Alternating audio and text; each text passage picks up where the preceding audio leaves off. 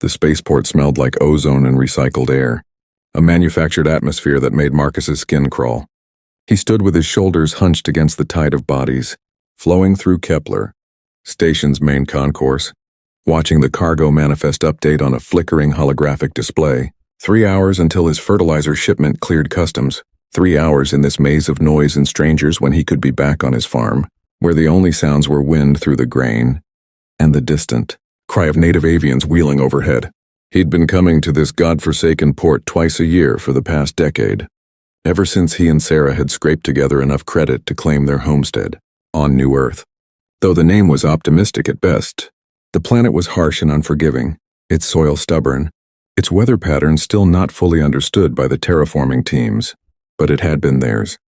Now it was just his. Marcus moved toward the observation windows, seeking space to breathe, and that's when he saw her.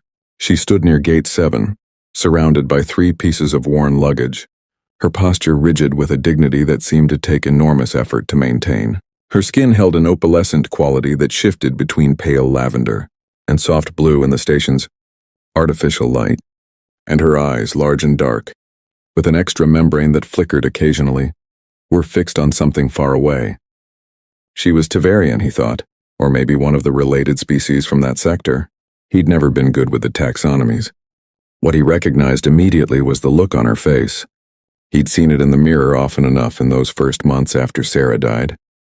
A human man in expensive off-world clothing was walking away from her, talking loudly into a comm device. "No, I don't care what the contract said. She's not what I ordered. Look at her. I paid for premium stock, not that." He waved dismissively without looking back. "Find me a replacement or refund my deposit. I'm not taking damaged goods."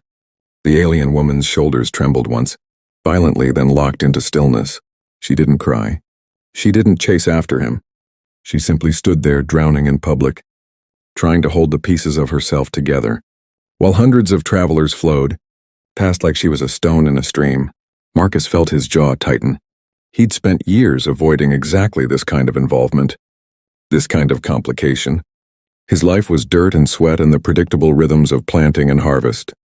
He didn't do rescue missions. He didn't take on strays. But his feet were moving anyway, carrying him across the concourse before his brain could talk him out of it. "Ma'am?" His voice came out rougher than he intended. "Are you? Do you need help?" She turned to look at him, those strange, beautiful eyes focusing slowly, as if surfacing from deep water. Up close he could see the delicate ridges that ran along her temples, the subtle patterns in her skin that resembled nothing so much as frost on glass.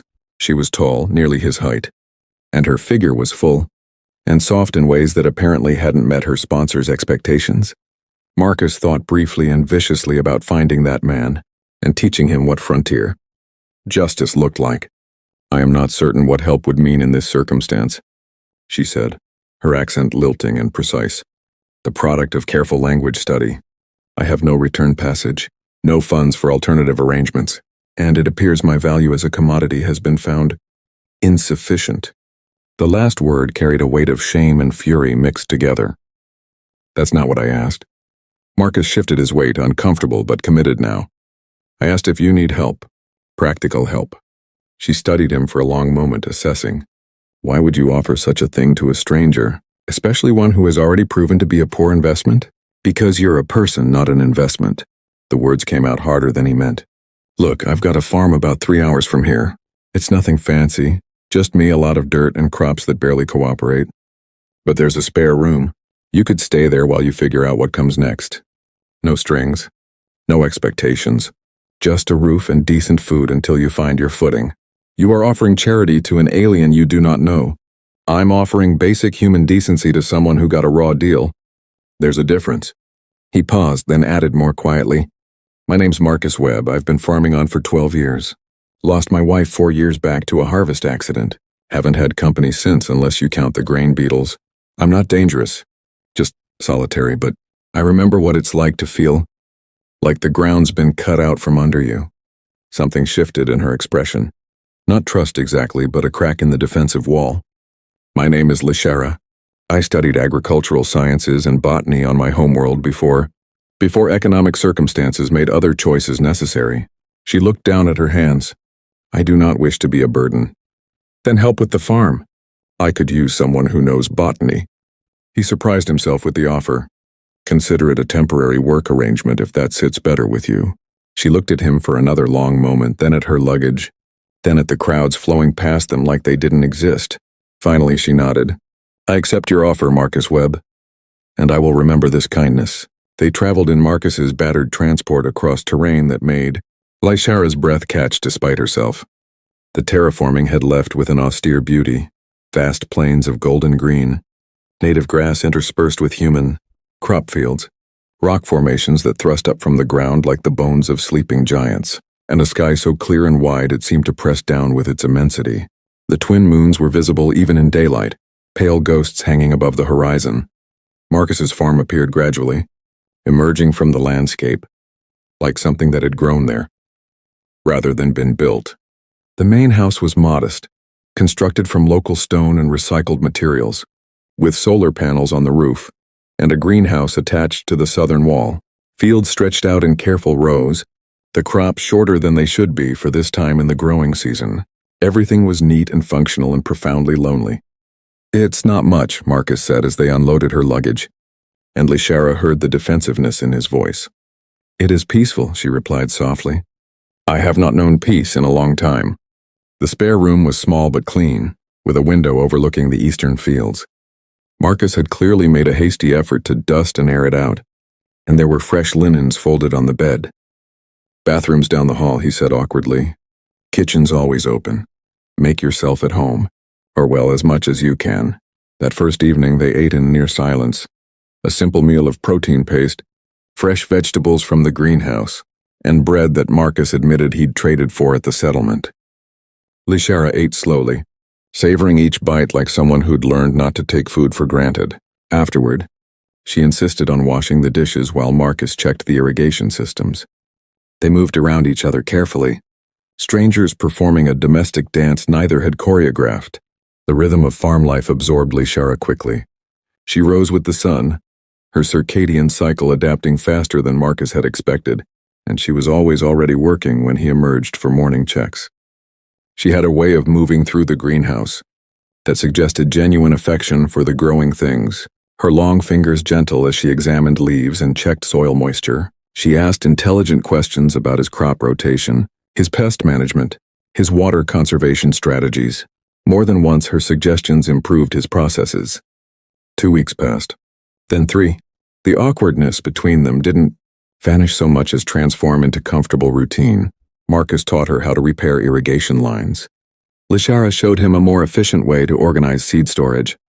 They shared meals and conversation that gradually moved from surface pleasantries to real thoughts.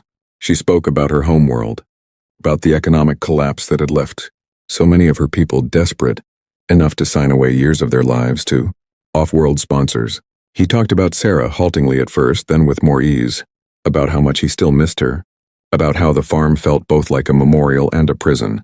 You loved her deeply, Lyshara said one evening as they sat on the porch, watching the sunset paint the sky in shades of copper and violet. I did, still do in a way. You don't stop loving someone just because they're gone. He glanced at her. You ever been in love? Once before I left my world. Her voice was distant. He was from a prominent family. When I began to gain weight during a stress period, when I questioned certain unethical practices in our district's administration, I became inconvenient. He ended our engagement publicly, said he couldn't be associated with someone who lacked discipline and respect for tradition. She laughed, a bitter sound. I learned then that love is often conditional, that my body could be both the reason I was desired and the reason I was discarded. Marcus felt anger kindle in his chest. Anyone who'd reject you for something that shallow isn't worth your grief. Perhaps. But grief does not concern itself with logic. She pulled her knees up, wrapping her arms around them. I began to believe that perhaps they were right, that I was worth less because I took up more space, that my value was in my appearance, not my mind or my work. That's horseshit. The vehemence in Marcus's voice surprised them both. Sorry, but it is. You're brilliant. You've improved yield on my northern field by 15%, just by tweaking the nutrient mix. You identified 3 different pest problems I'd been treating wrong for 2 seasons. You're kind and funny and you see things I miss. He stopped, suddenly embarrassed. What I mean is, you're worth a hell of a lot more than whatever those bastards failed to see. Lashara turned to look at him, her eyes luminous in the fading light. Thank you, she said softly. I am beginning to remember that. It was in the 4th week that Lashara noticed something wrong with the southern fields. Marcus saw her standing at the edge of the crops one morning, perfectly still, her head tilted in concentration. When he approached, she was holding a stalk of grain, examining it with the intensity of a surgeon studying a patient. This is not natural blight, she said without preamble. Look at the pattern of deterioration, the way it's spreading. This is too uniform, too aggressive. She turned to him. Marcus, have other farms been experiencing similar failures? He felt his stomach tighten.